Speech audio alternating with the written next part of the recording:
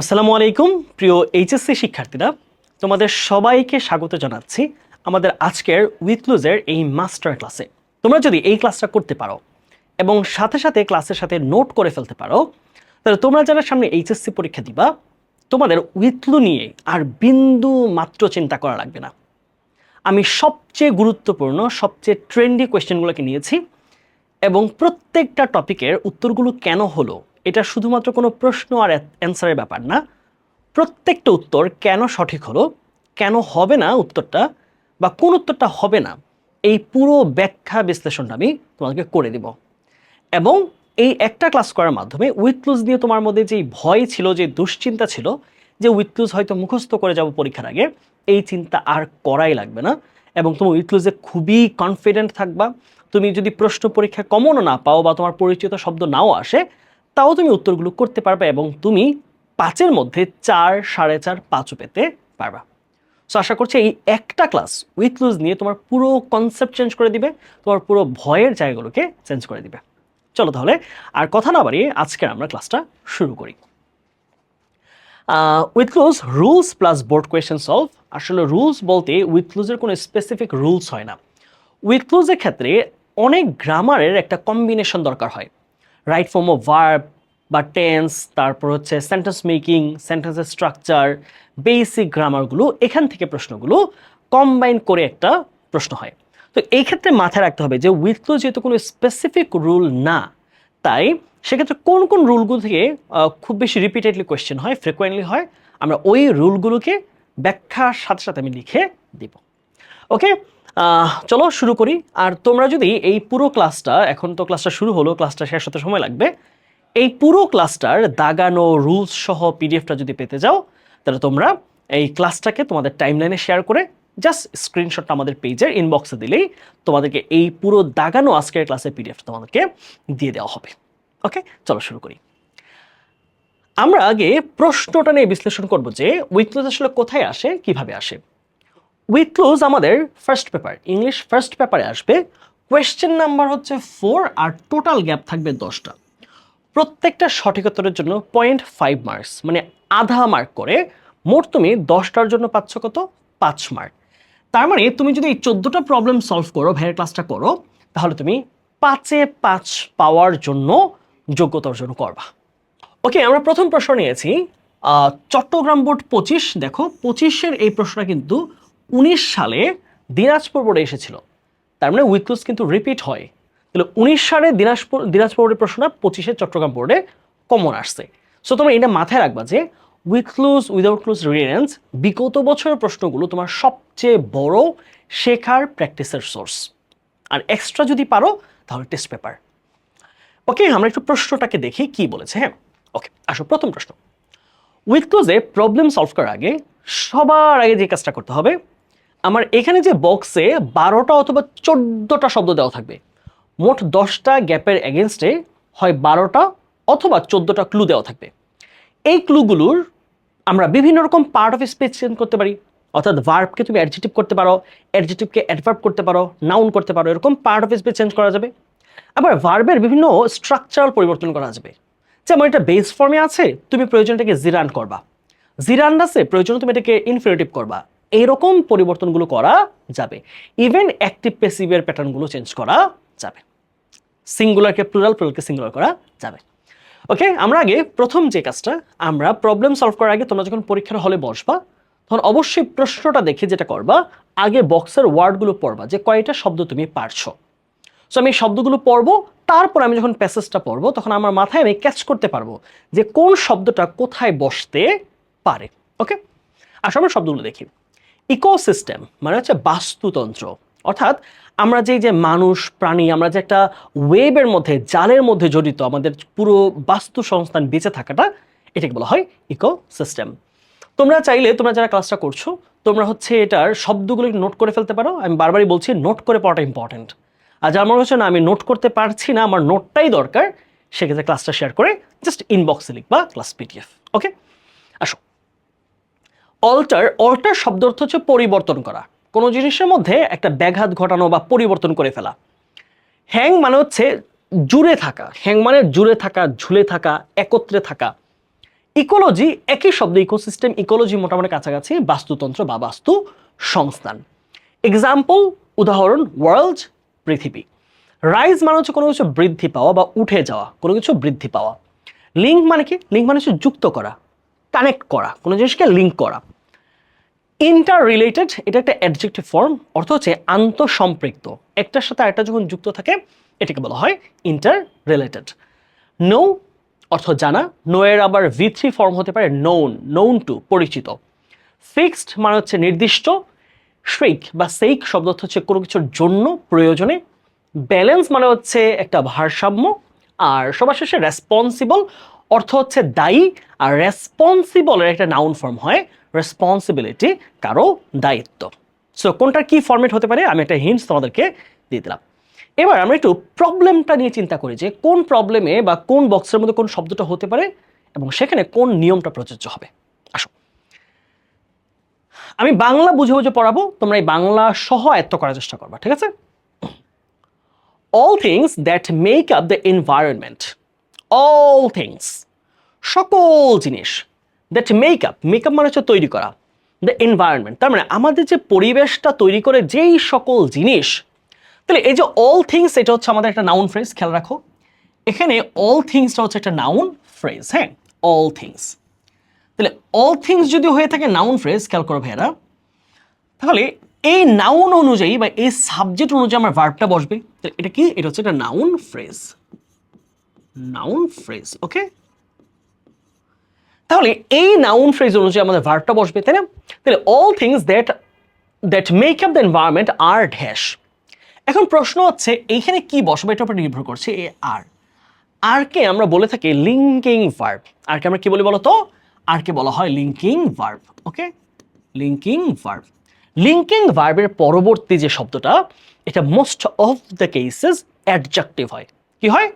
Adjective. তাহলে এখানের গ্যাপটা আমাকে একটা ইঙ্গিত দিচ্ছে যে এখানে যে উত্তরটা হবে সে হবে মোস্টলি একটা অ্যাডজেক্টিভ। তাহলে যেই জিনিসগুলো আমাদের পরিবেশকে বানায়, পরিবেশে যেই ধরো পাহাড় পর্বত গাছপালা প্রাণী পাখি, তারপর হচ্ছে মানুষ, খাবার, ফসল, শস্যাদি সব কিছু সম্পৃক্ত, আন্তঃসম্পৃক্ত। তাহলে অ্যাডজেক্টিভটা কি হবে? Inter related. কোথায়? এই যে দেখো ইন্টার রিলেটেড। তাহলে তো কি হবে? ইন্টার রিলেটেড, আন্তঃসম্পৃক্ত, ইন্টার রিলেটেড। ওকে, অ্যাডজেক্টিভ হয়ে গেল। তারপর আসো, the way in which people, animals and plants are related to each other and to their surroundings.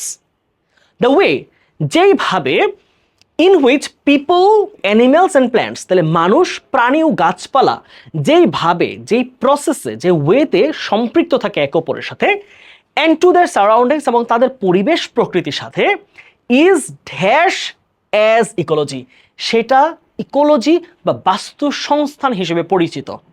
কোনো কিছু পরিচিত এই জিনিসটা প্যাসিভ ফরম্যাটে হয়, ইজ, তাহলে ইজের পরে কি হবে? প্যাসিভ ফরম্যাটে V3, তাই না? তাহলে পরিচিত কোথা থেকে আসে? নো, নু, নোন বা নো, নিউ, নোন। তাহলে নো ভার্বটার V3 ফর্ম আমার যেহেতু প্যাসিভ ফরম্যাটে আছে, তাহলে কি হবে? Is known as ecology. তাহলে এই যে মানুষ প্রাণী গাছপালা যেই প্রসেসে একে অপরের সাথে জড়িত, এই পুরো প্রসেসটাকে, এই পুরো সিস্টেমটাকে বলা হয় ইকোলজি, বা এটা ইকোলজি হিসেবে পরিচিত, কোনো কিছু পরিচিত। The dash is a complex web, the dash. তাহলে আমরা ইউজ করে ফেলাম কি নোন, তাহলে এখানে আমার বাকি আছে কোনটা? দেখো এখানে ইকোলজি নিয়ে কথাবার্তা বলছি আমরা, এখানে একটা শব্দ আছে ইকোসিস্টেম, এই যে বাস্তুতন্ত্র, রাইট? তাহলে খেয়াল রাখতে হবে আর্টিকেল এবং খেয়াল করতে হবে আর্টিকেল সাধারণত কার পূর্বে বসে? আর্টিকেল, এই যে আর্টিকেল না, রাইট? আর্টিকেল, আর্টিকেল সাধারণত বসে সাধারণত একটা নাউনের পূর্বে। খেয়াল রাখবা আর্টিকেল কার পূর্বে বসবে? হেরা একটা নাউনের পূর্বে। তাহলে the dash is a complex web, কোন জিনিসটা? একটা জটিল জাল, আমাদের বাস্তুতন্ত্রটা। তাহলে কোন প্রাণীর সাথে কোন প্রাণী জড়িত, কোন মাছের সাথে কোন গাছ জড়িত, কোন খাবারের সাথে কোন প্রাণী জড়িত, এই পুরো ব্যাপারটা একটা কমপ্লেক্স ওয়েব, জটিল এক জালের মতো একে অপরের সাথে জড়াই আছে। তাহলে the ecosystem is a complex web, right? The ecosystem, তাহলে ইকোসিস্টেম কিন্তু নাউনেই আছে। The ecosystem is a complex web that dash. এখন দেখো এই যে দ্যাট, দ্যাট কি? দ্যাট হচ্ছে একটা আমরা এটাকে বলেছি রিলেটিভ প্রোনাউন। কি বলি বলো তো ভাইয়া? রিলেটিভ প্রোনাউন, ঠিক আছে? তাহলে রিলেটিভ প্রোনাউন কি করে? তার পূর্বের নাউনটার সাথে পরবর্তী অংশকে কানেক্ট করে। তাহলে পূর্বে কি আছে? কমপ্লেক্স ওয়েব, এটা একটা সিঙ্গুলার ফর্ম, রাইট? তাহলে প্রেজেন্ট টেন্সে পুরো কথা দেখো, প্রেজেন্ট টেন্সে বাস্তব কোনো কথা, যে কথাটা সচরাচর ঘটছে, এইরকম বিষয় প্রেজেন্ট টেন্সে হয়। তাহলে বলছে যে the ecosystem is a complex web that dash animals, plants and every other life form in the biosphere. তাহলে এই যে আমাদের যে জীবমণ্ডল আছে বা বায়ুমণ্ডল আছে, এখানকার পৃথিবীর সকল প্রাণী, গাছপালা এবং সব কিছুকে একসাথে যুক্ত করে। তাহলে প্রেজেন্ট টেন্সে আমরা জানি কি বসে? সাবজেক্ট যদি থার্ড পারসন সিঙ্গুলার হয়, কমপ্লেক্স ওয়েব, একটা ওয়েব বুঝাইছে, পুরোটা মিলে একটা জাল, সেটা সংযুক্ত করে। তাহলে কি হবে? প্রেজেন্ট টেন্সে সাবজেক্ট যদি হয় থার্ড পারসন সিঙ্গুলার, মূল ভার্বের সাথে এস হতে হবে ইয়েস। তাহলে যুক্ত করে ইংলিশ কি পাচ্ছি আমরা? লিঙ্ক। তাহলে লিঙ্ক না হয় অ্যান্সারটা কি হবে? লিঙ্কস। কারণ কি? কারণ আমার যে সাবজেক্টটা আছে কমপ্লেক্স ওয়েব, সে হচ্ছে থার্ড পারসন সিঙ্গুলার নাম্বার। বুঝে গেল? ওকে, তারপর অল দিস থিংস, এই যে সব কিছু, গাছপালা, মানুষ, প্রাণী, সবকিছু, অল দিস থিংস, খেয়াল রাখতে হবে সাবজেক্টটা কিসে আছে? প্লুরাল। সাবজেক্ট যখন সিঙ্গুলার তখন এস বাই এস যুক্ত হবে, সাবজেক্ট যদি হয় প্লুরাল তাহলে কিন্তু এস অথবা ইএস যুক্ত হবে না। অল দিস থিংস কি বুঝাইছে? মানুষ, প্রাণী, গাছপালা, এই সব কিছু ড্যাশ টুগেদার, একত্রে এক লাইনে ঝুলে আছে, তাই না? অর্থাৎ একটা টান দিলে একটা পড়ে যাবে, একটা টান দিলে একটা পড়ে যাবে। তো আমরা দেখি মাঝে মাঝে যে অনেক, তোমরা একটা নিউজ দেখো না যে ইঁদুর মেরে ফেলার ফলে ক্ষতি হচ্ছে কিসের? সাপ মেরে ফেলার ফলে ফসলে ক্ষতি হচ্ছে। কেন? সাপ ইঁদুর খাচ্ছে। এখন সাপ যদি মেরে ফেলে তাহলে ইঁদুরগুলো খাওয়া হবে না, চিকা খাবে না, এবং সেই ইঁদুর ধান ক্ষেতকে নষ্ট করে। এরকম কিন্তু আমরা বিভিন্ন লেখালেখিও পড়ে থাকি। তাহলে যেহেতু প্লুরাল ফর্ম, তাহলে কি হবে? ভার্বের সাথে এস বাই এস যুক্ত হবে না, তাহলে একত্রে জুড়ে থাকা, একত্রে জুড়ে থাকা কোনটা? Hang together. তাহলে উত্তর কি হবে? হ্যাং এর সাথে এস দেওয়া যাবে না, হ্যাংস টুগেদার। ওকে, তারপর আসি, the system is in a steady state of dynamic dash. Okay, dynamic dash. তাহলে এই যে পুরো প্রসেসটা একে অপরের সাথে জড়িত, এটা একটা খুবই খুবই স্থিতিময় কিন্তু অত্যন্ত কি বলা যায়, ডাইনামিক শব্দ অর্থ হচ্ছে এরকম যে বিভিন্ন দিক থেকে, হ্যাঁ, অথবা বহুমুখী। ডাইনামিক শব্দটা একটা অ্যাডজেক্টিভ, খুবই গুরুত্বপূর্ণ একটা কনসেপ্ট। অ্যাডজেক্টিভের ঠিক পরপর যদি গ্যাপ থাকে সেখানে বসবে একটা নাউন। কি বসবে বলো তো ভাইয়েরা? নাউন। অ্যাডজেক্টিভের ঠিক পরপর যদি গ্যাপ থাকে তাহলে অ্যাডজেক্টিভের সাথে সম্পর্ক কার? নাউনের। কারণ অ্যাডজেক্টিভ নাউন বা প্রোনাউনকে কিন্তু সংযুক্ত করতে পারে বা মডিফাই করতে পারে। তাহলে এখানে কি বসবে? Dynamic dash. তো এটা একটা ডাইনামিক ভারসাম্য, বহুরূপী বা বহুমুখী ভারসাম্য। তাহলে ব্যালেন্স শব্দটা সে নিজে নাউন অবস্থাতে কিন্তু আছে, আর যদি ব্যালেন্সড বলো, ব্যালেন্সড, তাহলে হয়ে যাবে এটা একটা অ্যাডজেক্টিভ। তাহলে আমার যেহেতু লাগতেছে নাউন, তাহলে আমি ব্যালেন্স দিয়ে দিচ্ছি, শেষ উত্তর হয়ে যাচ্ছে ব্যালেন্স। তাহলে বলেছে steady state of dynamic balance which means that, যার মানে হলো by dash any one part of the web you can affect all the other parts. তুমি পুরো ইকোসিস্টেমের একটা জিনিসকে পরিবর্তন করার মাধ্যমে পুরো ইকোসিস্টেমের বাকি যারা আছে তাদেরকে তুমি প্রভাবিত করে ফেলতে পারবা।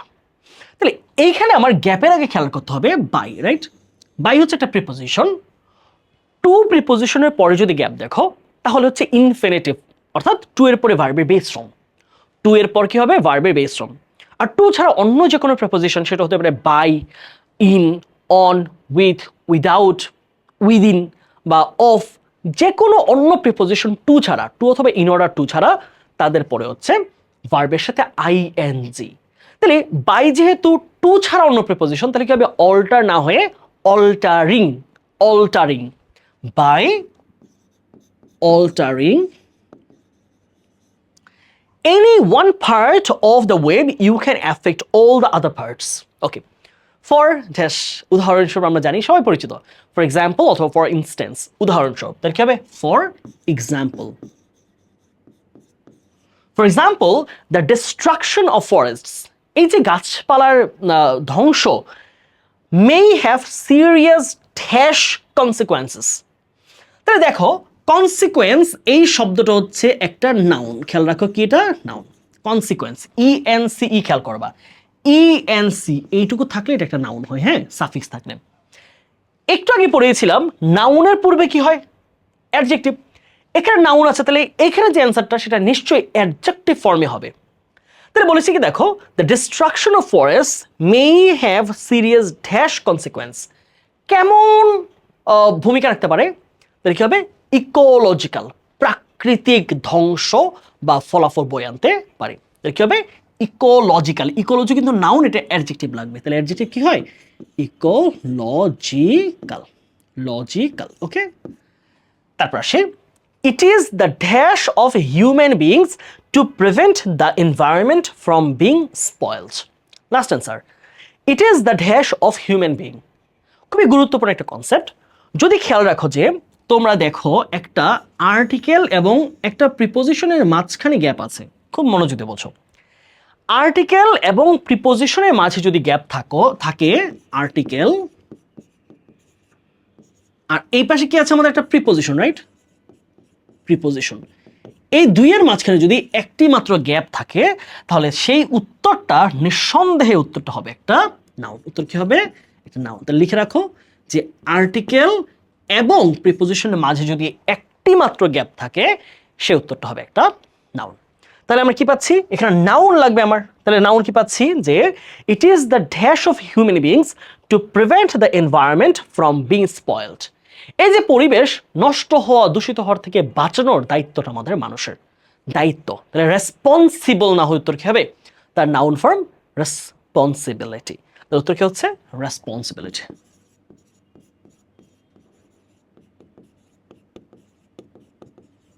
ওকে, তাহলে এখানে কোন জিনিসটা কেন হলো, যদি কেউ ক্লাস না করো নিশ্চয়ই কিন্তু অনেকগুলো লেখা বুঝবা না। এখানে প্রত্যেকটা ব্যাপারকে আমি, কেন উত্তর সঠিক হলো, কোন রুলসটা এখানে কার্যকরী, কোন প্রিপোজিশনের কারণে কি হলো, আমি পুরো ব্যাখ্যা সহ বুঝিয়ে দিলাম।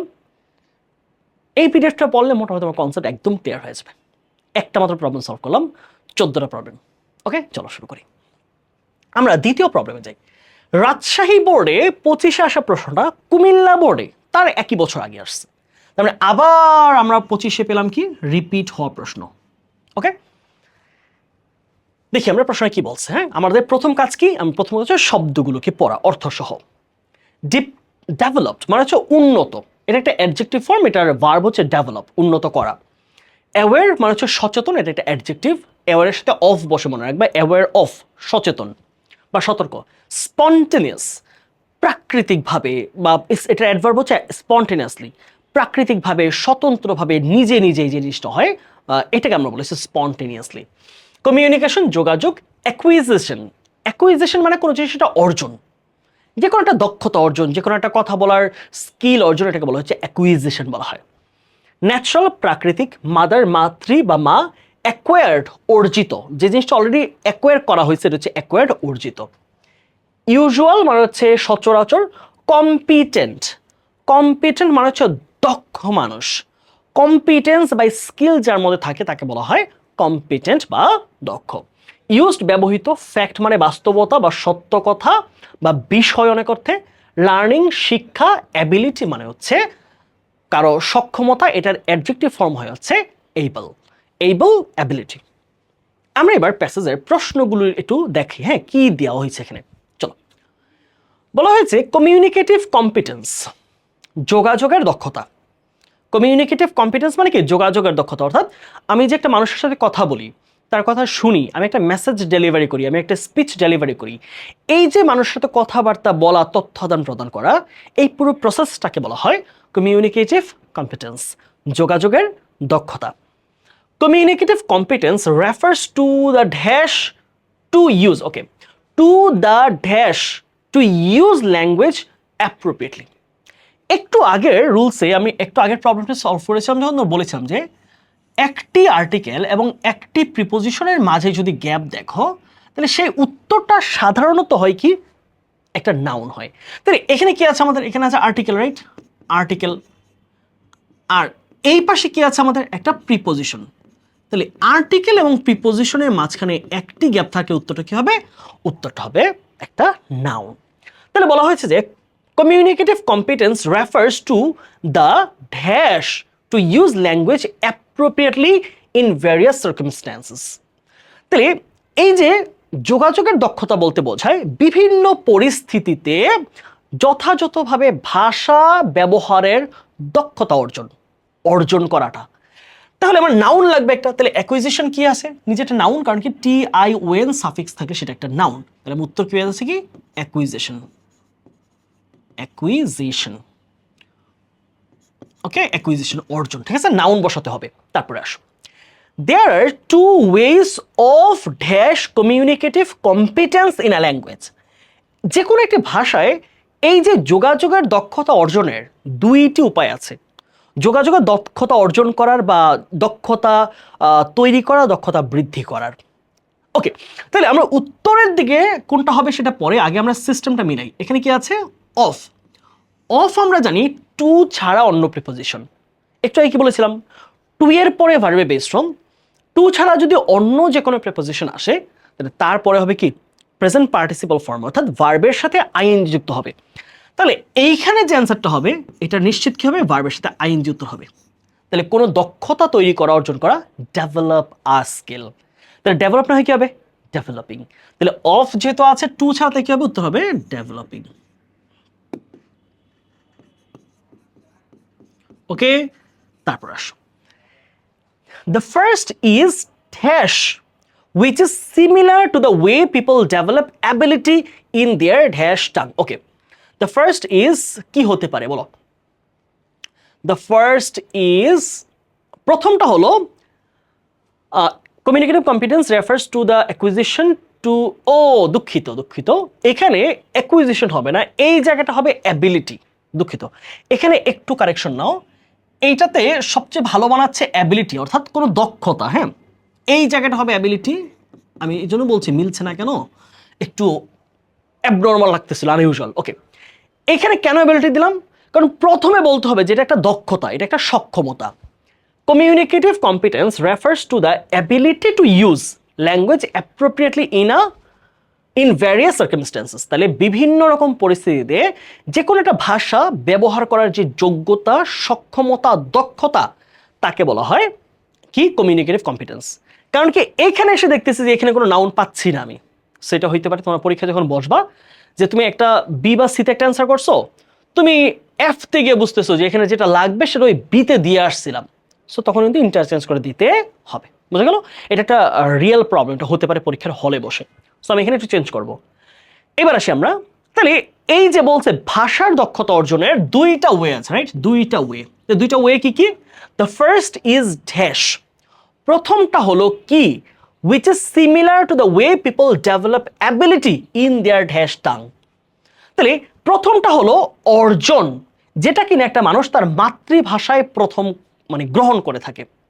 যেমন ধরো আমরা যে বাংলা ভাষায় কথা বলছি, এটা তো আমরা কোথাও শেখার প্রয়োজন হয় নাই, মা কথা বলছে, পরিবেশ প্রকৃতি মানুষের কথা বলছে, সবকিছু মিলে এই ভাষাটা আমরা অর্জন করছি প্রাকৃতিকভাবে।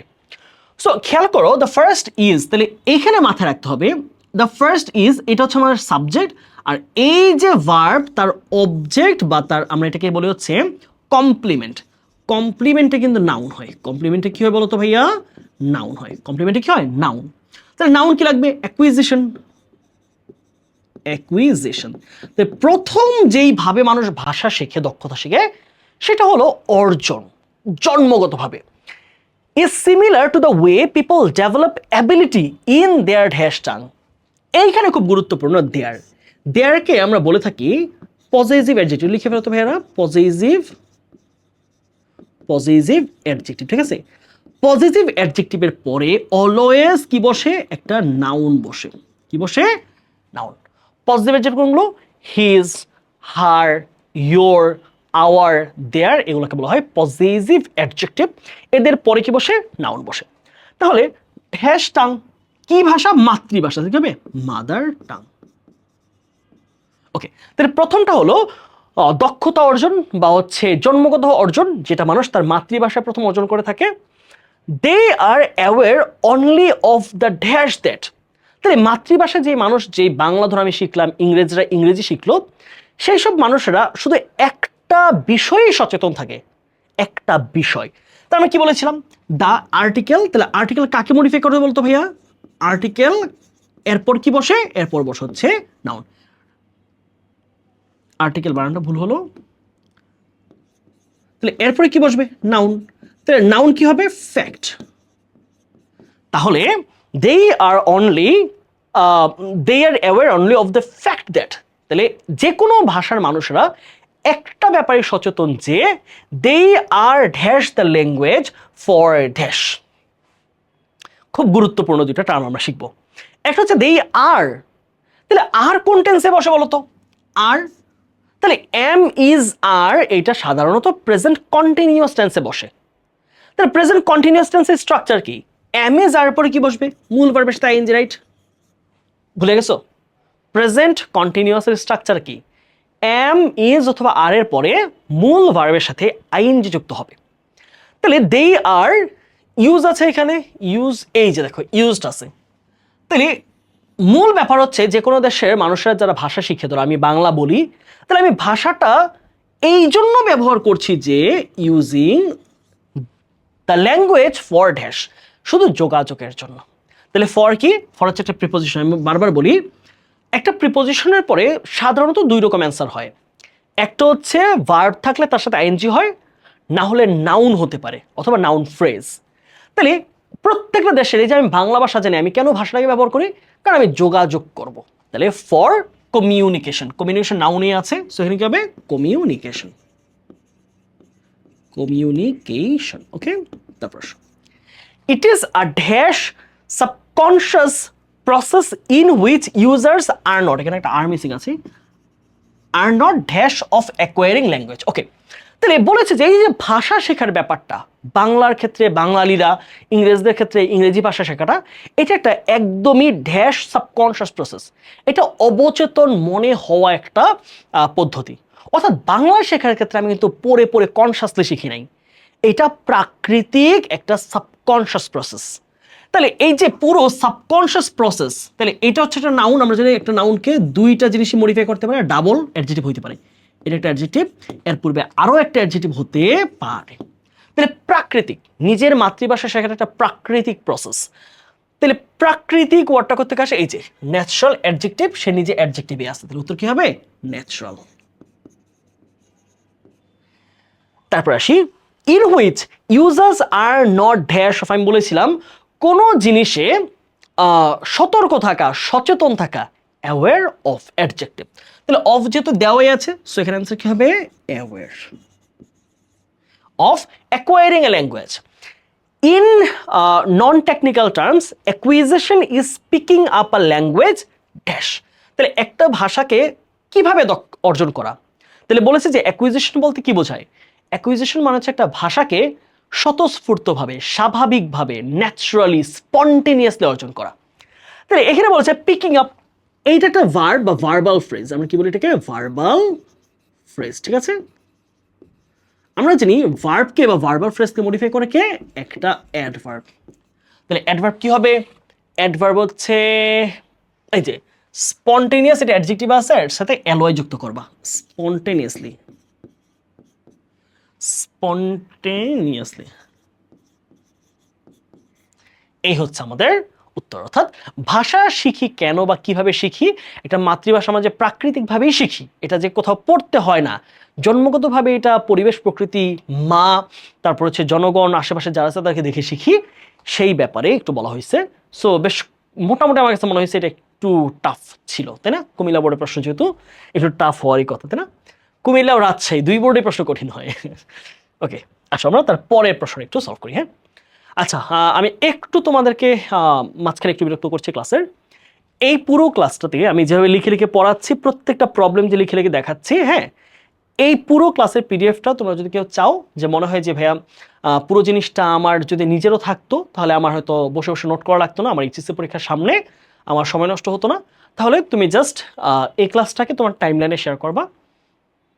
এটা কেন, এটার হয়তো ব্যাখ্যা দিচ্ছি না, কারণ তোমার জন্য এই এফোর্টটা আমি দিচ্ছি বা তোমাদের জন্য চেষ্টাটা করছি, এই এফোর্টটা যেন বেশি মানুষের কাছে যায়। তুমি নিজে শিখছো, দ্যাটস ফাইন, কিন্তু তোমার ফ্রেন্ডসরাও যেন জানতে পারে, তার জন্য তোমার জাস্ট টাইমলাইনে শেয়ার করে ওইটার স্ক্রিনশটটা শুধু আমাদের পেজে দিবা। হ্যাঁ, ইংলিশ উইনার পেজে দেখবা, এখন মনে হয় 1000-এর উপরে ফলোয়ার আছে, ইনবক্সে দিয়ে জাস্ট তুমি কি লিখবা? তুমি এই লেখাটা শুধু লিখবা যে উইথ ক্লু পিডিএফ। ওকে, এইটুকু লিখলে আমাদের মডারেটর প্যানেল থেকে তোমার স্ক্রিনশটটা চেক করে তোমাকে পাঠিয়ে দিবে। ঠিক আছে? ওকে, চলো আমরা পরের প্রবলেমটা সলভ করি। আমরা সিলেট বোর্ড 25-এর প্রশ্নটা দেখবো। এই প্রশ্নটা এর আগে আসে নাই, অর্থাৎ রিপিট হওয়া প্রশ্ন না, একদমই নতুন প্রশ্নে পরীক্ষা হয়েছে। ওকে, সিলেট বোর্ডের প্রশ্ন একটু দেখি। আমরা শব্দগুলো একটু পড়বো। হ্যাঁ, ইভেন, ইভেন শব্দ অর্থ কি? ইভেন মানে হচ্ছে এমন কি, এমন কি। হ্যাঁ, রান মানে পরিচালিত বা চালিত। ডিস্টেন্স মানে দূরত্ব, ডিস্টেন্সের সাথে একটা শব্দযুক্ত, ডিস্টেন্স লার্নিং।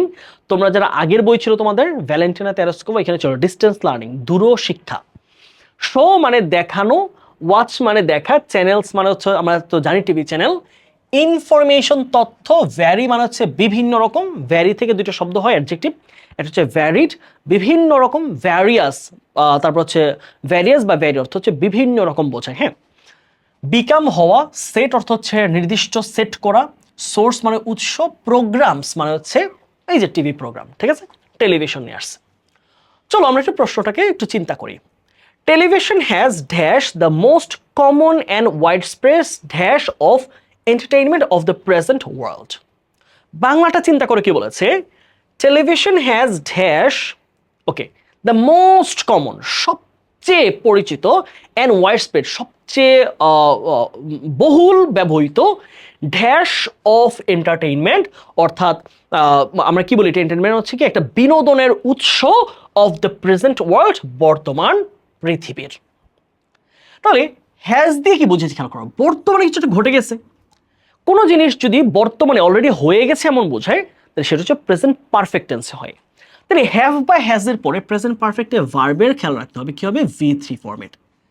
তাহলে television has dash the most common and widespread, তাহলে হয়েছে। তাহলে হওয়া ইংলিশ কি? বিকাম। আমরা জানি বিকাম এটা V1-এও সেম, আবার V3-তেও সেম। বিকাম, বিকেম, আবার V3 হচ্ছে বিকাম। তাহলে এখানে কি হবে? Become. Television has become the most common and wide spread dash of entertainment, কোনো কিছুর উৎস, তাহলে বিনোদনের উৎস, তাহলে কি হবে? নাউন হবে এই জায়গার মধ্যে।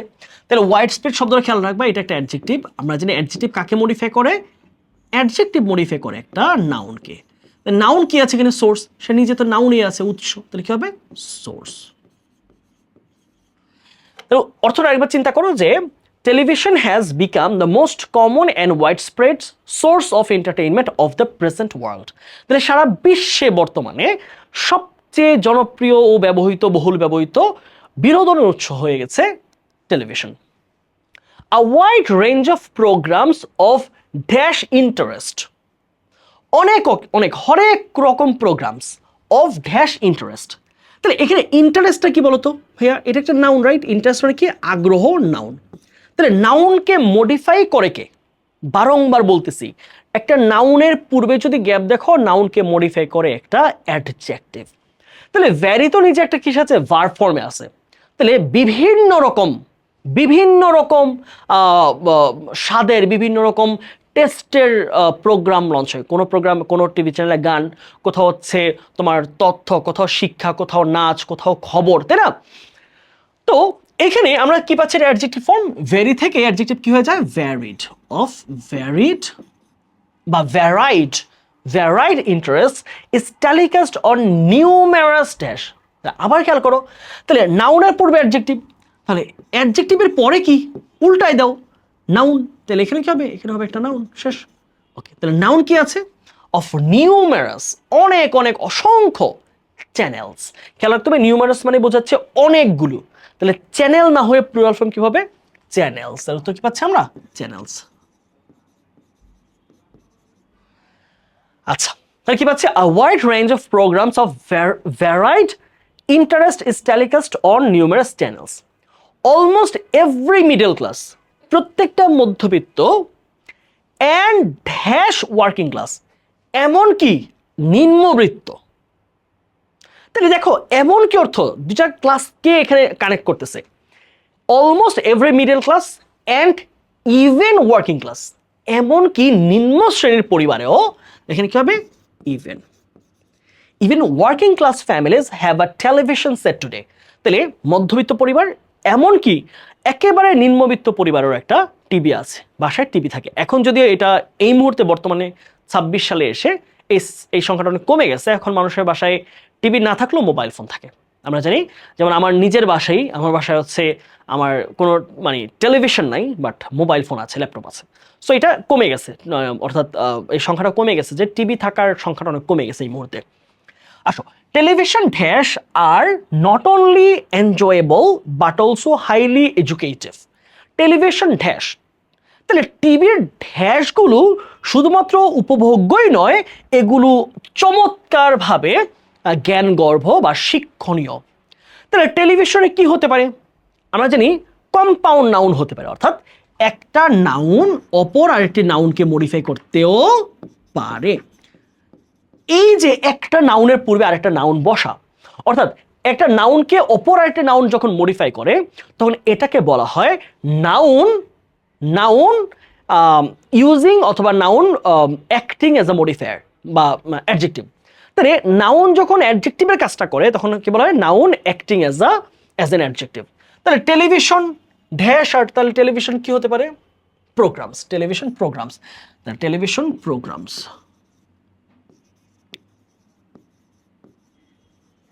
television programs are not only enjoyable but also highly educative. For example, যেমন ধরো television is used for dash learning, আমি বলেছিলাম আবার একটা কম্পাউন্ড নাউন। তাহলে এই যে টেলিভিশন ইউজ হয় কখন? ডিস্টেন্স লার্নিং, দূর শিক্ষার ক্ষেত্রে। টেলিভিশনের মধ্যে কোনো ক্লাস করাচ্ছে, এটা ঢাকা থেকে করাচ্ছে, রাজশাহীর মানুষ দেখতেছে, তারপরে ধরো চট্টগ্রামের মানুষ দেখতেছে, ধরো হচ্ছে পঞ্চগড়ের মানুষ দেখতেছে, এটা বলা হচ্ছে দূর শিক্ষণ, এক জায়গায় পড়ানো আরেক জায়গায় শেখা। এবং তোমরা ধরো ভাইয়া ঢাকাতে ক্লাসটা করাচ্ছি বা রেকর্ড করতেছি, তোমরা এটা বাংলাদেশে অনেক জায়গা থেকে ক্লাসটা করবা, ঠিক আছে? ওকে, তোমরা যারা মাঝখানে এই কথাটা শুনলে তোমরা কমেন্টে জানাও যে তোমরা কোন জেলা থেকে কারা কারা বা কোন কলেজ থেকে তোমরা কারা ক্লাসটি করছো, ঠিক আছে? ওকে, তার আমি কি বলছি, কম্পাউন্ড নাউন হবে কি? একটা নাউনের পূর্বে আরেকটা নাউন হবে, তাহলে কি হবে? Distance learning, distance learning. হ্যাঁ, এটা একটা ফ্রেজের মতো কাজ করে, এটা আমি অনেকবার পড়াইছি এর আগে, distance learning. Okay, courses dash by the open university. Courses, এখন দেখো যখন কোনো জিনিস পরিচালিত বোঝাচ্ছে, হ্যাঁ এটা কি, এটা কোন ফরম্যাটে? তাহলে বলছে ওপেন ইউনিভার্সিটির দ্বারা পরিচালিত, এটা একটা পাস্ট পার্টিসিপল অর্থ বোঝাচ্ছে। হ্যাঁ, past participle, that means V3। তাহলে রান, র্যান, রান, তাহলে রান মানে পরিচালনা করা, আর রানের V3 কি হবে? Run, ran, run. তাহলে কোর্সেস রান বাই দ্য, দেখো পেসিভ বোঝাচ্ছে কিন্তু, হ্যাঁ, run by the open university are dash on BTV. তাহলে ওপেন ইউনিভার্সিটি বা উন্মুক্ত বিশ্ববিদ্যালয়ের দ্বারা পরিচালিত বিভিন্ন প্রোগ্রাম কোথায় দেখানো হয়? দেখানো, খেয়াল করতে হবে। আর এটা কিন্তু প্যাসিভ ফরম্যাটে। খেয়াল করো ভাইয়া কেন প্যাসিভ হইল? যখন একটা সেন্টেন্সের সাবজেক্ট ভার্বের কাজটা নিজে নিজে করতে পারে সেটা হচ্ছে অ্যাক্টিভ ভয়েস। আর যখন দেখবা বাক্যের যে সাবজেক্ট আছে সে নিজে নিজে কাজ করে না, তাকে কোনো অথরিটি, কোনো ব্যক্তি কাজটা করাইতে হয়, এটা হচ্ছে প্যাসিভে থাকে। এই বাক্যের সাবজেক্ট কি? Courses, right? কোর্সেস আর ড্যাশ, তাহলে কোর্স কি নিজেকে নিজে দেখাইতে পারে কোথাও? না, কোনো অথরিটি এটাকে টিভিকে দেখায়। তাহলে কোর্স যেহেতু সাবজেক্ট ভার্বের কাজটা করতে পারতেছে, তাহলে কি হবে? প্যাসিভ। তাহলে প্রেজেন্ট ইনডেফিনিট টেন্সে প্যাসিভ কি? এম ইজ আর এর সাথে V3। তাহলে প্যাসিভ ফরম্যাটটা শিখে গেলাম। প্রেজেন্ট ইনডেফিনিট প্যাসিভ কি? এম, ইজ অথবা আর এর সাথে ভার্বের পাস্ট পার্টিসিপল। তাহলে courses run by the open university are show মানে দেখানো, শো, শোড, শোড অথবা শো, শোন, শোন হতে পারে। আর শোন অন বিটিভি। সেভারাল চ্যানেলস, বেশ কিছু channel like the Discovery and the national geographic channels telecast highly dash programs. তারা অত্যন্ত ড্যাশ রকমের প্রোগ্রাম টেলিকাস্ট করে থাকে। প্রোগ্রামস যেহেতু একটা নাউন, নাউনকে মডিফাই করে কে?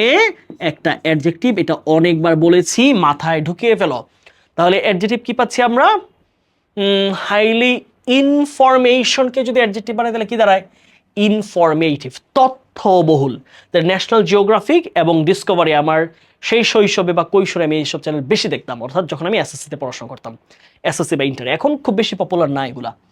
ইনফরমেটিভ, ইনফরমেটিভ, ঠিক আছে? ম্যান ভার্সেস ওয়াইল্ড, হ্যাঁ ওই যে বা ডিসকভারি চ্যানেলে দিতে হয় ম্যান ভার্সেস ওয়াইল্ড, যে কি নাম ভুলে গেলাম, বনের জঙ্গলে বিভিন্ন জিনিসপত্র খাইতো ওইগুলা। ওকে, তাহলে আমরা মনে হয় এই প্রশ্নটা বুঝেছি। সিলেট বোর্ডে একটা নতুন প্রশ্ন পরীক্ষা হয়েছিল, সো আশা করছি এটা ক্লিয়ার। এটা আমার কাছে মনে হয় এটা নতুন না, এটা কোন একটা বোর্ডে আসছে, আমি পড়াইছিলাম আগে, আমি আমার প্রাইভেট ব্যাচে পড়াইছি, হতে পারে। এটা আশারই কথা, আমি যতটুকু জানি এটা কোন একটা বোর্ডে আসছে 22-23 সালের দিকে। আসো আমরা দিনাজপুর বোর্ডে 25-এর প্রশ্ন সলভ করি, এবং এটা একই সাথে বরিশাল বোর্ডেও 25 সালে প্রশ্নটা এসেছিল। ওকে, চলো আমরা এই প্রশ্নটা দেখি। শব্দগুলোর দিকে আমরা একটু তাকাবো, শব্দগুলো কি দেওয়া আছে। জেন্টেল পারসন, ভদ্র মানুষ। কিপ আপ, কিপ আপ মানে কোন একটা দক্ষতা ধরে রাখা বা অর্জন করা বা নিজের মধ্যে ধারণ করা, এটাকে বলা হচ্ছে keep up. Keep up the good qualities, ভালো দিকগুলো ধরে রাখো, ভালো গুণাবলীগুলো ধরে রাখো। অ্যাপ্রিশিয়েট, কাউকে হচ্ছে প্রশংসা করা। অ্যাকসেপ্টেড, গ্রহণ করা হয়েছে, অ্যাকসেপ্টেড নাউন হতে পারে, অ্যাকসেপ্টেবল, গ্রহণযোগ্য কোনো কিছু। প্রপার, প্রপার শব্দ হতো গ্রহণযোগ্য বা যথার্থ। বি মানে হওয়া, খেয়াল রাখতে হবে বি শব্দটা দিয়ে কিছু ফরম্যাট আছে। বি মানে হওয়া বোঝায়, বি এর আবার ফরম্যাট আছে। প্রেজেন্টে বি হতে পারে এম, ইজ অথবা আর, এই তিনটা হতে পারে।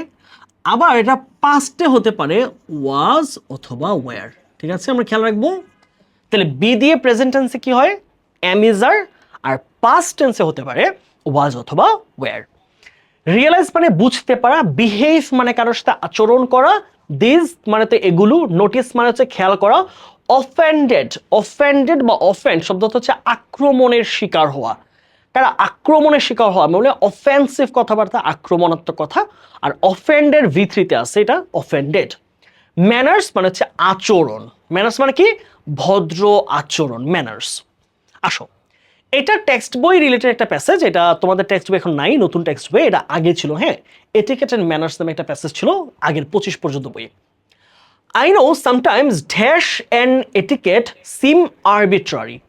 আরবিট্রারি শব্দটার অর্থ হচ্ছে এরকম যে একটু কটু শোনাতে পারে, একটু উচ্চবিলাসী শোনাতে পারে, অর্থাৎ এটা খুব একটা ন্যাচারাল না, একটা নর্মাল না, সহজ না। আচ্ছা, তাহলে এটিকেট মানে কি বলতো ভাইয়ারা, শিষ্টাচার। এটিকেট শব্দ অর্থ কি, শিষ্টাচার। আর ম্যানার্স শব্দের অর্থ হচ্ছে ভদ্র আচরণ বা যথার্থ আচরণ। যেই জায়গায় যেই রকম কাজটা করা বলা হয় এটাকে বলা হয় ম্যানার্স। যেমন ধরো তুমি কোনো একটা বাড়িতে ধরো বিয়ের অনুষ্ঠান, এখন ওইখানে গিয়ে তুমি যদি কান্নাকাটি করো, এটা কিন্তু ওই জায়গার ম্যানার্স না। আবার একটা মানুষের কেউ একজন মারা গেল, তোমরা হয়তো দেখতে গেছো বা কিছু একটা, ওই জায়গায় গিয়ে তুমি ধরো হচ্ছে গান শুনতেছো হাসির, ওইটা কিন্তু ভালো না, ওইটা প্রপার ম্যানার না। তাহলে যেই জায়গায় যেটা করলে যথার্থ এটাকে বলা হয় প্রপার ম্যানার। তাহলে এই ব্যাপারটাকে বলা হয়েছে যে শিষ্টাচার বলতেও তো ভদ্র আচরণ বোঝায়, আবার ম্যানার তো কাছাকাছি জিনিস, এই দুইটা তো একটু মানে একটু খটকা লাগে, তাহলে খটকার বিষয় মনে হতে পারে। তাহলে এখন উত্তরটা কিভাবে করবা দেখো তো। এটিকেট কি একটা নাউন, হ্যাঁ এটিকেট কি একটা নাউন।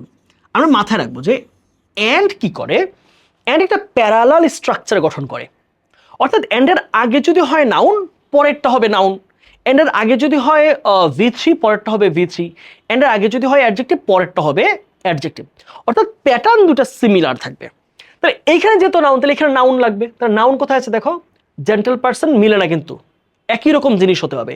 তাহলে কোনটা মিলে, এখানে ম্যানার্স। আমরা কি পাচ্ছি, manners and etiquette seem arbitrary. যে ভদ্র আচরণ আর শিষ্টাচার দুইটা জিনিস মনে হয় খটকা লাগে, একই রকম মনে হয়। তাহলে কি পাচ্ছি এখানে, ম্যানার্স। তারপর but at the end of the day, কিন্তু দিন শেষে this guidelines dash established as a natural set of dash behaviour so that we can call dash civilly, civilly না, হোয়াট হবে সিভিক্যালি, অ্যারাউন্ড ইচ আদার। তাহলে বলা হচ্ছে যে হ্যাঁ তোমার কাছে দুইটা কেমন কেমন লাগতে পারে, বাট দিন শেষে, দিন শেষে এই যে এটিকেট আর ম্যানার, এই গাইডলাইনগুলোই প্রতিষ্ঠিত। আচ্ছা, প্রতিষ্ঠিত, খেয়াল রাখতে হবে এটা অ্যাক্টিভ হবে নাকি প্যাসিভ হবে। খেয়াল করো, আমি বারবার বলছি, যখন কোনো সেন্টেন্সের সাবজেক্টটা নিজে কাজটা করতেছে না, এই যে প্রতিষ্ঠিত, এখন এই গাইডলাইন তো নিজে নিজে কিছু প্রতিষ্ঠা হয় না, সমাজের মানুষ, সমাজের অথরিটি, সংবিধান এগুলোকে প্রতিষ্ঠা করে। যে এটা ধরো বাংলাদেশের মধ্যে কিছু আচরণ ধরো হচ্ছে গুড ম্যানার্স, কিছু আচরণ ব্যাড ম্যানার্স। বাবার সামনে পায়ের উপর পা উঠে বসে একটা ব্যাড ম্যানার। আবার গুড ম্যানার কি, বড়দেরকে সালাম দেওয়া একটা গুড ম্যানার। তো এই যে জিনিসটা এটা প্রতিষ্ঠিত, তার মানে এটা বস্তু তো সে নিজেকে নিজে প্রতিষ্ঠা করে না, একটা আচরণ তো নিজে নিজে প্রতিষ্ঠা করে না। সো প্যাসিভ ফর্মেট হবে। তাহলে প্রেজেন্ট ইনডেফিনিট টেন্সের প্যাসিভ কি, এম ইজ আর এর সাথে ভি থ্রি। তাহলে ভি থ্রি তো ইতোমধ্যেই দেওয়া আছে, আমার কি লাগবে, এম ইজ আর। তাহলে গাইডলাইন যেহেতু প্লুরাল, তাহলে কি হবে, আর। আর কোথেকে পাইলাম, এই যে বি থেকে। বি এর প্রেজেন্ট টেন্সে কি হয়, এম ইজ আর। তাহলে বলা হয়েছে যে but at the end of the day this guidelines are established as a universal set of dash behaviour.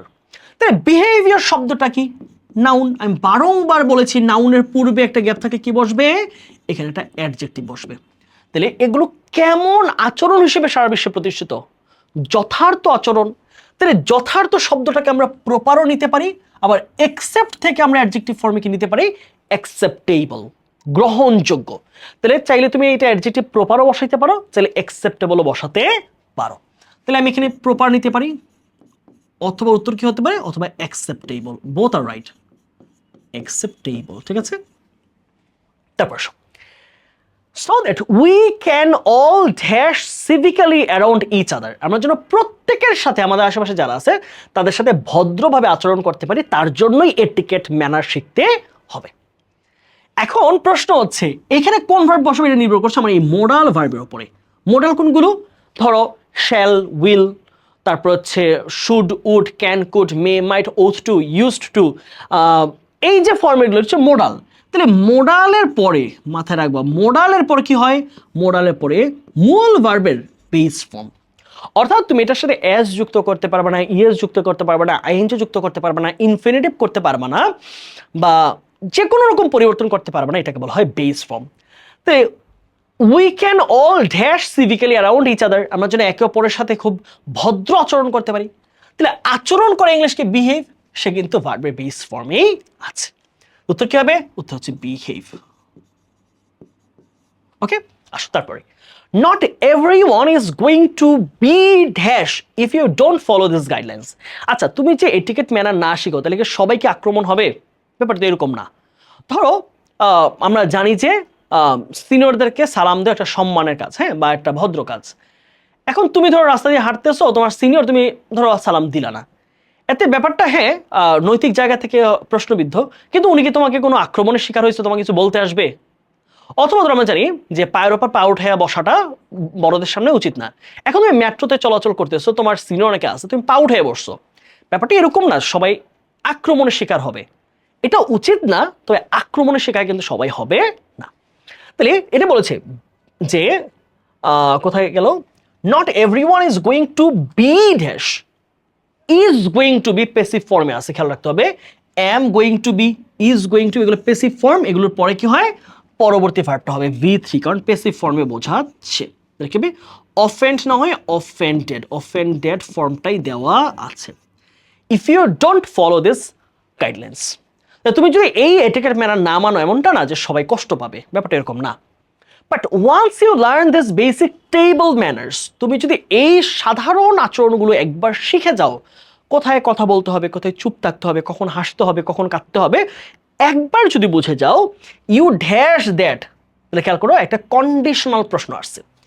তাহলে but once you learn this basic table manners, তাহলে এই পাশটা কি আছে, লার্ন, এটা আছে ভি ওয়ানে।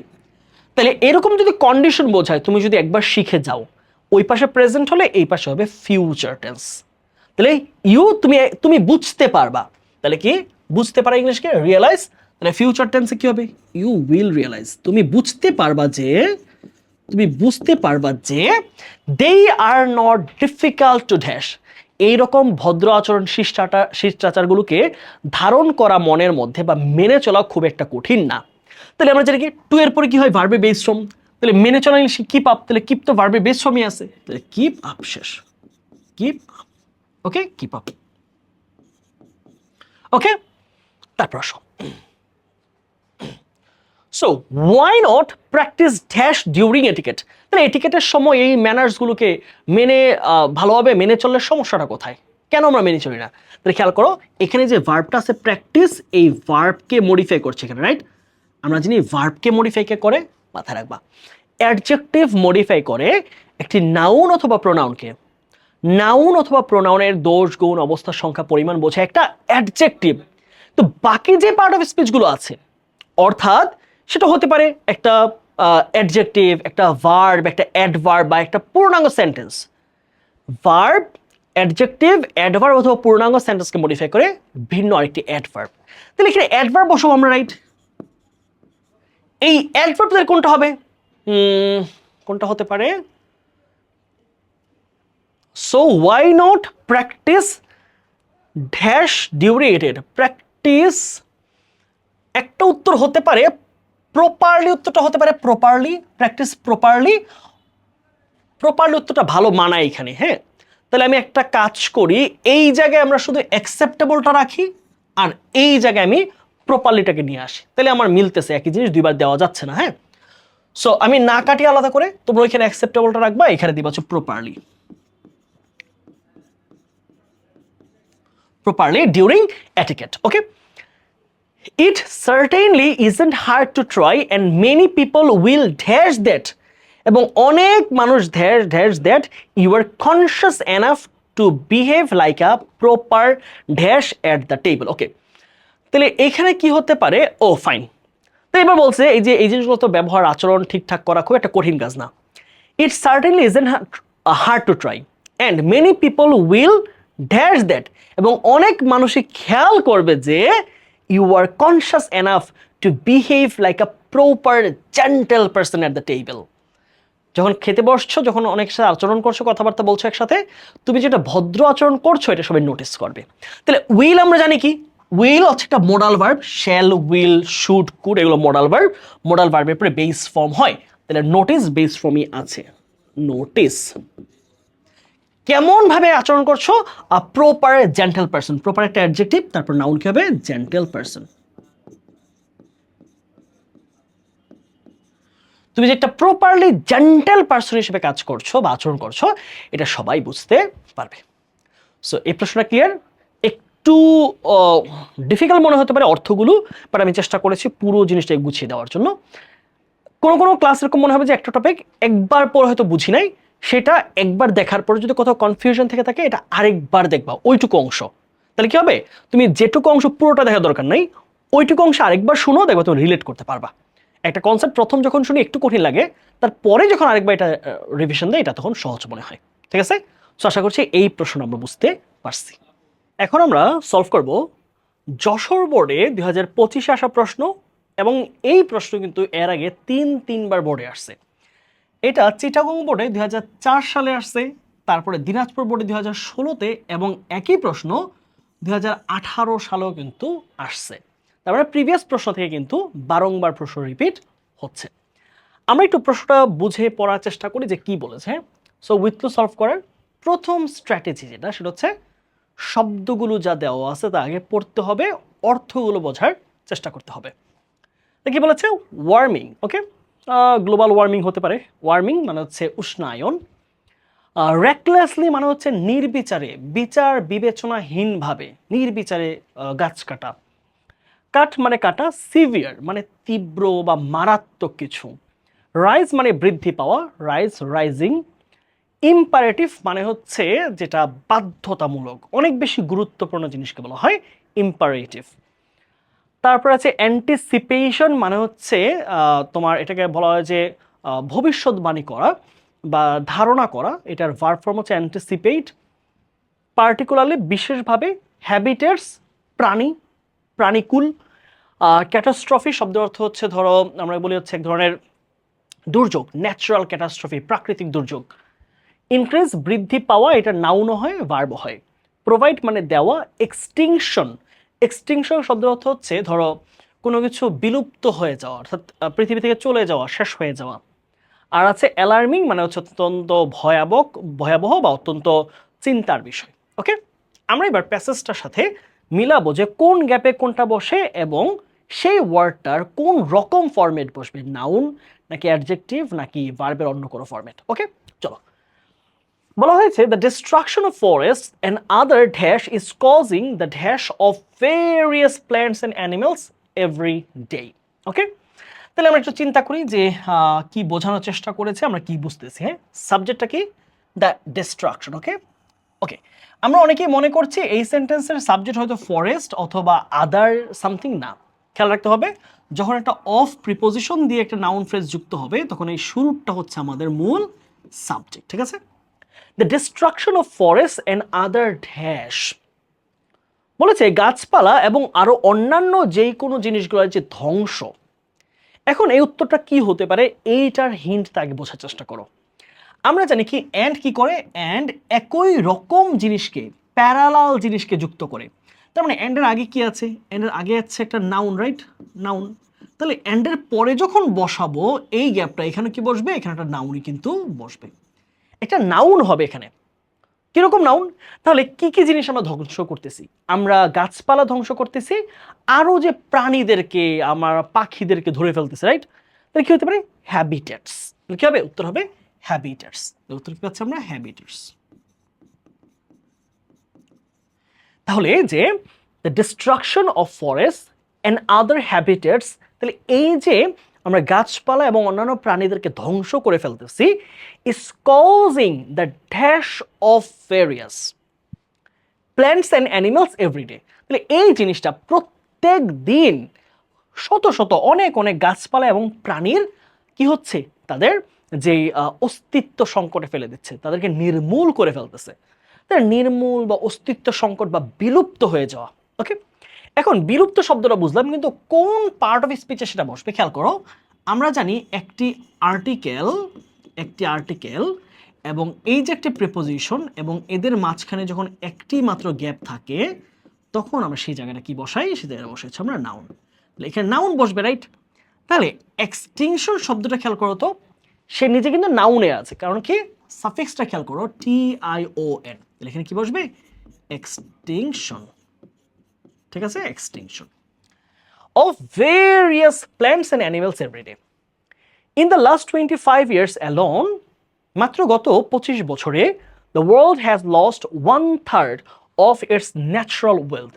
পুরো পৃথিবীর প্রাকৃতিক সম্পদের 1/3 নষ্ট হয়ে গেছে মাত্র গত 25 বছরে। Forests are being dashed down. দেখো একটা ফ্রেজ আছে, কর্তন করা বা কেটে ফেলা, কাট ডাউন। এখন প্রশ্ন হচ্ছে ভার্বের কোন ফরম্যাটটা বসাবো। খেয়াল করো, পুরো সেন্টেন্সটার দিকে তাকাও, এটা একটা প্যাসিভ ফরম্যাটের সেন্টেন্স। খেয়াল করো কিভাবে বুঝলাম ভাইয়া। প্রশ্ন হচ্ছে আমরা বলেছিলাম যে এইখানে যে ভার্বটা বা এই যে কেটে ফেলা আর সাবজেক্ট হচ্ছে ফরেস্ট। এখন এই যে বৃক্ষ বা জঙ্গল বা বন, সে তো নিজে কেটে ফেলে না।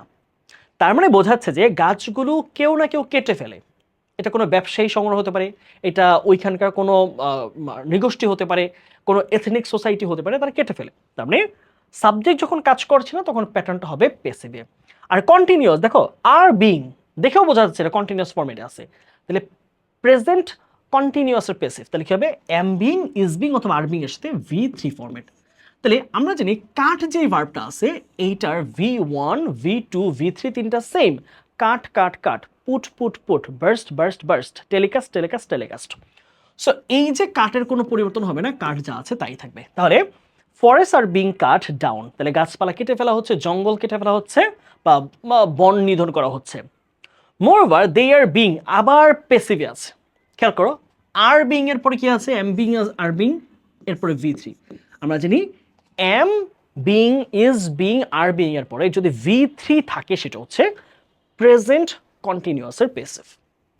এখন আমার তো প্যাসিভ চাই না, আমার চাইছে পরের গ্যাপটা।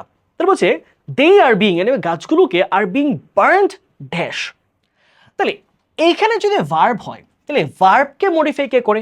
একটা ভার্বকে মডিফাই করতে পারে একটা অ্যাডভার্ব। তাহলে এখানে অ্যাডভার্ব বসবে।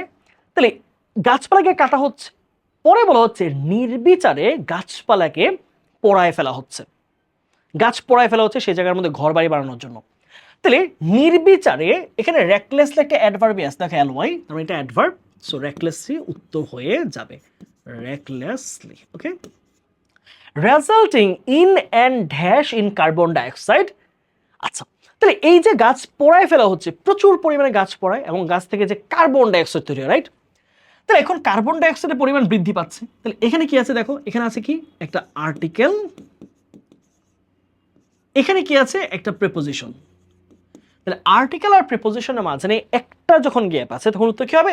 এখানেও বলেছিলাম আর্টিকেল প্রিপোজিশনের মাঝে একটা যখন গ্যাপ থাকে তখন উত্তরটা হবে একটা নাউন। আমরা বলেছিলাম বৃদ্ধি পাওয়া ইংলিশ কি? ইনক্রিজ। ইনক্রিজ শব্দটা সে একটা ভার্বও হতে পারে, সে নিজে একটা নাউনও হতে পারে। তাহলে ইনক্রিজের সাথে আর নতুন কিছু যুক্ত করার প্রয়োজন নাই, কারণ সে নিজে একটা নাউন। তাহলে উত্তর হচ্ছে এই জায়গার মধ্যে ইনক্রিজ।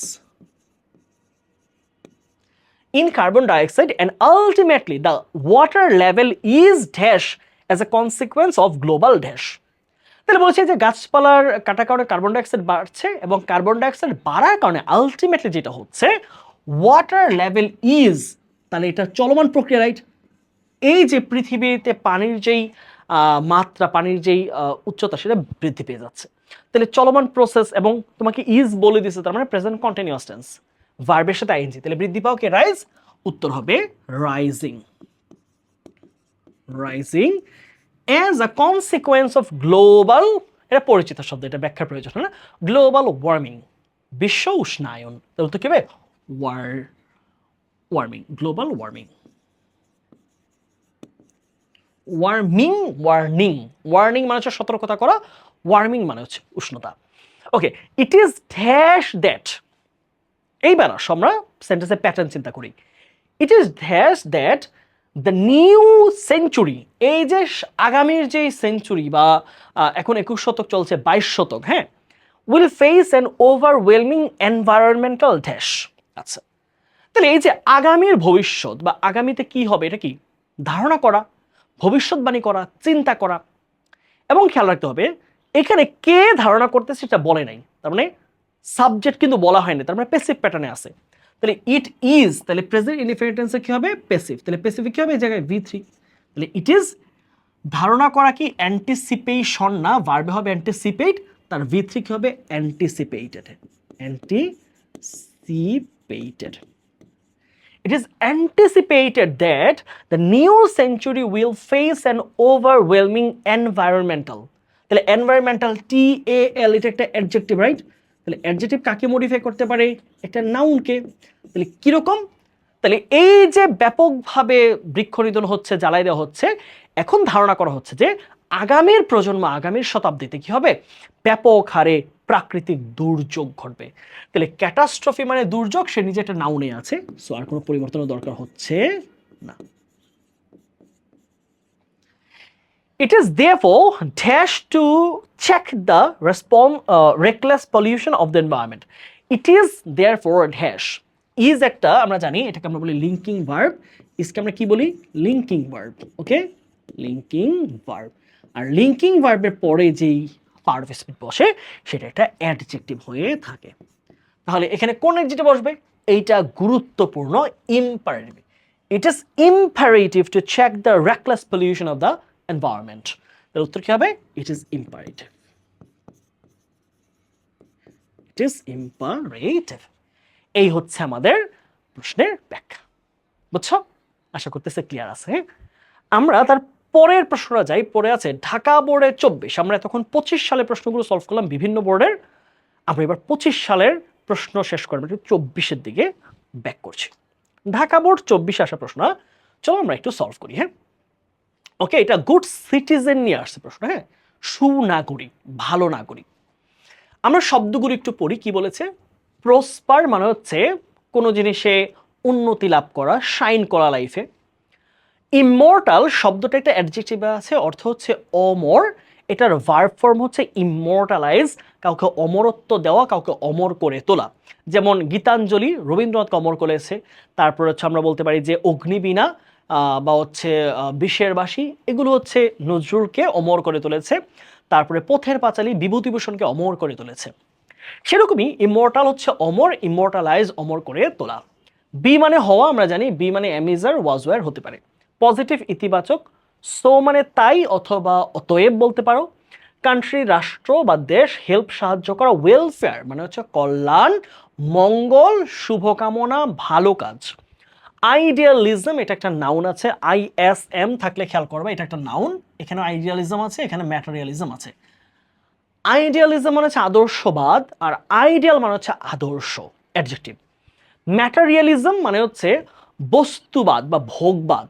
আর এটার অ্যাডজেক্টিভ ফর্ম হচ্ছে ম্যাটেরিয়াল, ভোগবাদী বা হচ্ছে বস্তুবাদী। হ্যান্স মানে অতএব বা তাই, সো এর মতো একই কাজ করে।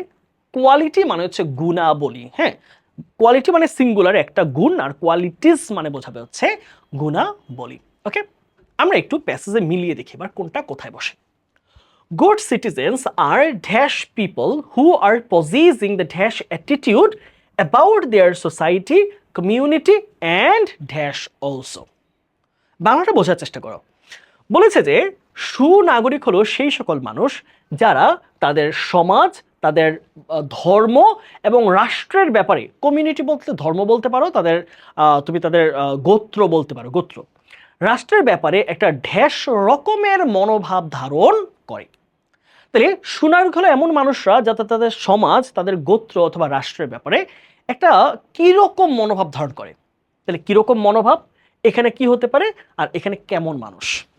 তাহলে আমরা একটু চিন্তা করি। আমরা জানি এই আরকে আমরা কি বলি, আর হচ্ছে একটা লিঙ্কিং ভার্ব। আরকে আমরা কি বলি বলো তো ভাইয়া, লিঙ্কিং ভার্ব। তো লিঙ্কিং ভার্বের পরে কি বসে, একটু আগে বলেছিলাম অ্যাডজেক্টিভ। অপর দিকে পিপল হচ্ছে একটা নাউন, নাউনের পূর্বেও কি বসে, নাউনের পূর্বেও বসে একটা অ্যাডজেক্টিভ। মিলে গেল। তাহলে সুনাগরিক হলো আদর্শ নাগরিক, সুনাগরিকরা হলো আদর্শ নাগরিক। তাহলে আইডিয়ালিজম লাগতেছে না, আইডিয়াল অ্যাডজেক্টিভ ফর্মটা। তাহলে এখানে কি হবে, উত্তর হবে আইডিয়াল। তাহলে good citizens are ideal people who are possessing the dash attitude. আবার খেয়াল করো, অ্যাটিটিউড কি, আবার একটা নাউন, তাহলে নাউনকে আবার মডিফাই করবে কে, আরো একটা অ্যাডজেক্টিভ। তাহলে সুনাগরিকরা, ভালো নাগরিকরা রাষ্ট্রের ব্যাপারে কিরকম মতবাদ রাখে, কিরকম মনোভাব রাখে, কিরকম ধারণা রাখে, ইতিবাচক। তাহলে অ্যাটিটিউডের আমরা কি পাচ্ছি, অ্যাটিটিউডের আগে আমরা অ্যাডজেক্টিভ পাচ্ছি। তাহলে অ্যাডজেক্টিভ কি আছে, এই যে ইতিবাচক কি, পজিটিভ। পজিটিভ ওটা নিজে একটা অ্যাডজেক্টিভ। তাহলে আমরা কি হবে, উত্তর হবে পজিটিভ। ওকে, আসো এখন বলতেছে কিসের কিসের ব্যাপারে, সোসাইটি, কমিউনিটি অ্যান্ড হ্যাশ। তাহলে অ্যান্ড দিয়ে আমরা বলেছিলাম কি, অ্যান্ড একই রকম জিনিসকে যুক্ত করে, সোসাইটি, কমিউনিটি, তারপরেরটা সিমিলার জিনিস হবে।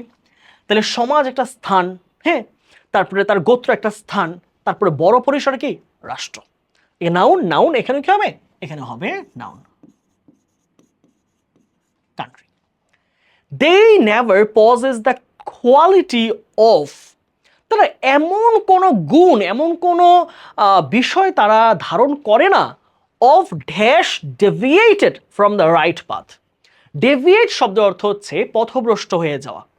তাহলে পথভ্রষ্ট হওয়া, হওয়া বোঝাচ্ছে সঠিক পথ থেকে। তাহলে তাদের যে গন্তব্য, তাদের যে সঠিক পথ, ওই সঠিক পথ থেকে পথভ্রষ্ট হওয়ার মতো এমন কোনো গুণাবলী তাদের মধ্যে থাকে না। তারা মিথ্যা বলে না, অসৎ কাজ করে না, খারাপ কাজ করে না। তাহলে অফ আমরা জানি কি বলতো ভাইয়ারা, অফ হচ্ছে এমন প্রিপোজিশন যা আসলে টু নয়। টু এর পরে ভার্বে আমরা কি বসাই, বেস ফর্ম। টু না হলে প্রেজেন্ট পার্টিসিপল ফর্ম, অর্থাৎ ভার্বের সাথে আইএনজি। এখন ডেভিয়েটেড মানে কি, পথভ্রষ্ট। ডেভিয়েটেড মানে কি, পথভ্রষ্ট। তাহলে হওয়া ইংলিশ কি হবে, বি। তাহলে বি এর সাথে ভার্বের আইএনজি কি হবে, উত্তর হবে being. Being deviated from the right path. They are always thinking about the dash of their surroundings. এই সুনাগরিকরা সবসময় তাদের চারপাশের মানুষের ড্যাশ নিয়ে চিন্তা করে। তাহলে আমরা বলেছিলাম কি, এখানে যদি হয় একটা আর্টিকেল, আর তারপরে যদি থাকে একটা প্রিপোজিশন, এর মাঝখানে যে গ্যাপটা আছে এখানে কি বসবে, উত্তর হচ্ছে এখানে বসবে একটা নাউন। তো নাউন কি, তাহলে সুনাগরিকরা তাদের আশেপাশের মানুষের কল্যাণ নিয়ে চিন্তা করে। তাহলে ওয়েলফেয়ার তো একটা নাউন ফরম্যাটে আছে। তাহলে এখানে উত্তর কি হবে, উত্তর হবে ওয়েলফেয়ার। তারপর আসো, they have all the good dash. সুনাগরিকের সকল রকম ভালো ড্যাশ রয়েছে, that lead them to the path of dash others, যা কিনা অন্যকে ড্যাশ করতে সাহায্য করে। বারবার ড্যাশ শব্দ শুনলে তোমাদের একটু খারাপ লাগতে পারে, বাট এটাই বাস্তবতা, হ্যাঁ। অথবা গ্যাপ বলতে পারি, গ্যাপ বলাটা খুব একটা প্রচলিত না। সো ধরে নাও আমারও তো কিছু লিমিটেশন আছে। They are they have all the good dash. তাহলে খেয়াল রাখতে হবে, গুড কি একটা অ্যাডজেক্টিভ, অ্যাডজেক্টিভের পরেই কি বসে ভাইয়ারা বলতো, নাউন বসে। এখন এই নাউন বসানোর ক্ষেত্রে আরেকটা ব্যাপার গুরুত্বপূর্ণ, অল শব্দটা খেয়াল রাখতে হবে, অলের পরে যদি কোনো কাউন্টেবল নাউন বসে এটা কিন্তু একটা প্লুরাল ডিটারমিনার, মনে রাখবা প্লুরাল ডিটারমিনার। হ্যাঁ, তাহলে মাথায় রাখতে হবে যে অলের পর যে নাউনটা হবে সেটা প্লুরাল হবে। তাহলে কোয়ালিটি, রাইট, ইতিবাচক গুণ, তাহলে গুণকে আমরা প্লুরালে লিখতে হবে কোয়ালিটিস। উত্তর কি হচ্ছে? উত্তর হবে qualities. all the good qualities that lead them to the path of dash others। তাহলে এই ভালো গুণ তারা কি করে? তারা অন্যকে সাহায্য করে। তাহলে এখানে সাহায্য করা কি? অফ, আবার দেখো প্রিপোজিশন, তাহলে এরপর কি হবে? ভার্বের আইএনজি, তাহলে কি হবে? হেল্প না হয়ে উত্তর হবে helping. Okay, that is why good citizens are loved by all. এই জন্য তারা অনেকে অন্যের সাহায্য করে, তারা সকলের ভালোবাসা পায়। They are not thinking of their dash prosperity. আমরা জানি যে এই যে প্রসপারিটি, আইটি ওয়াই সাফিক্স থাকবে, সেটা একটা নাউন, এবং নাউনের পূর্বে কি হয় ভাইয়ারা বলতো? অ্যাডজেক্টিভ। তারা কখনোই তাদের ভোগবাদী যেই সাফল্য সেটা নিয়ে তারা চিন্তা করে না, বস্তুগত সাফল্য নিয়ে চিন্তা করে না। তাহলে ম্যাটারিয়ালিজমের অ্যাডজেক্টিভ কি? Material prosperity. ম্যাটারিয়াল প্রসপারিটি, উত্তর কি হচ্ছে? তবে ম্যাটারিয়াল। এন্ড ড্যাশ, এবং সে কারণেই, এজন্যই, তাই, অতএব। এখানে তোমরা যদি কেউ সো দাও এটাও সঠিক উত্তর, এন্ড হ্যান্স যদি দাও দ্যাট ইজ অলসো রাইট। দুটো একই অর্থ দেয়, অতএব।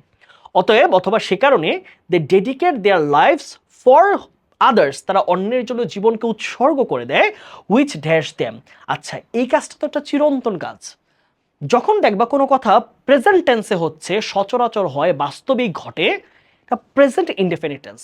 তাহলে এই যে তার যে ডেডিকেশনটা, তার কি এই যে ডেডিকেট করার ব্যাপারটা, ডেডিকেশন হচ্ছে একটা আনকাউন্টেবল নাউন। এই যে লাইফকে ডেডিকেট করে কি দেখা যায়, গোনা যায়, বোঝা যায় না। তাহলে এই যে মুক্তিযোদ্ধারা দেশের জন্য প্রাণ দিয়েছে, ভাষার জন্য প্রাণ দিয়েছে, সেটা তো গোনা যায় না। সো সেই কারণে কি হবে? এখানে হচ্ছে সিঙ্গুলার হিসেবে কাউন্ট হবে। সো ভার্বের কি হবে? ভার্বের সাথে এস বাই এস। ইমমর্টালকে ভার্ব করে কি হয়? ইমমর্টালাইজ, ইমমর্টালাইজেস। উত্তর কি হবে? ইমমর্টালাইজেস। ওকে, এই হচ্ছে কথা। তাহলে এই যে তারা যে ডেডিকেট করে মানুষের জন্য তাদের জীবন, এটাই তাদেরকে কি করে দেয়? তাদের জীবনকে অমর করে তোলে। প্রিয় শিক্ষার্থীরা, আশা করছি তোমরা এই প্রবলেমের বিশ্লেষণগুলো খুব সুন্দরভাবে বুঝতে পেরেছো। আজকের মতো উইকলুজের আমাদের আজকের এই পর্বের এখানেই আমরা সমাপ্তি ঘোষণা করছি। ক্লাসটা কেমন লাগলো তোমরা জানাবো অবশ্যই। ক্লাস করে ক্লাসের প্রত্যেকটা ব্যাখ্যা তোমাদের আসলে কেমন লাগলো, বুঝতে পারলা কিনা, এই জিনিসটা তোমরা যেখানে ক্লাসটা দেখছো, সেটা হোক ইউটিউবে, সেটা হোক ফেসবুকে, তোমরা তোমাদের মতামত জানাবা। আর নিশ্চয়ই আমি চাই তোমাদের জন্য যে কাজ করছি এই পরিশ্রমটা আরও একটু বড় পরিসরে যেন পৌঁছায়, তোমাদের মাধ্যমে পৌঁছানো possible, because I believe my students are my power. So এই ক্লাসটার পুরো পিডিএফটা যা যা এখানে লিখলাম আমি সব কিছু, কোনটার পরে কোনটা হবে, কোনটার আগে কোনটা হবে, গ্রামাটিক্যাল সকল বিশ্লেষণের পুরো পিডিএফটা পেতে হলে জাস্ট তুমি এই ক্লাসটাকে তোমার টাইমলাইনে শেয়ার করবা, করে জাস্ট আমাদের এই পেজে তুমি স্ক্রিনশট দিবা, তুমি যে তুমি শেয়ার করছো অ্যাজ আ প্রুফ। সো দিলে ইংলিশ উইনার, এটার মেম্বার এখন এখানে কম দেখাচ্ছে, এটা একটু বেশি। সো পেজে ইনবক্সে দিলে সেখান থেকে আমরা তোমাদেরকে পিডিএফটা ড্রাইভ লিঙ্ক প্রোভাইড করব। সো কেমন লাগলো তোমাদের ক্লাসের মতামত জানাবো নিশ্চয়ই। আর যদি ভালো লাগে তাহলে ক্লাসটাকে শেয়ার করতে অবশ্যই ভুলবা না, তোমাদের মতামত জানাবা এবং যে কোনো রকম রিয়েক্ট তোমরা দিয়ে পাশে থাকতে পারো। সবাইকে স্বাগত জানাচ্ছি, এবং এইটা তোমাদেরকে আজকের ক্লাসে আমি নিশ্চিত করছি যে তোমরা এইচএসসি 26-এ যারা আছো, সামনে হয়তো 65 দিনের মতো টাইম আছে, 66 দিন। সো এই পুরো টাইমটা জুড়ে ইংলিশ উইনার বা তোমাদের মানিক ভাইয়া পুরো টাইমটা জুড়ে তোমাদের প্রস্তুতিটাকে গুছিয়ে দেওয়ার জন্য এই 60-65 দিন আমি সর্বোচ্চ পরিশ্রম করব। আশা করছি তার ফলাফলটা তোমাদের জন্যই সুখকর হবে। সবাইকে শুভকামনা জানিয়ে আজকে এখানে শেষ করছি। সবাই ভালো থাকো, সুস্থ থাকো, ইংলিশ উইনার সাথে থাকো। আসসালামু আলাইকুম।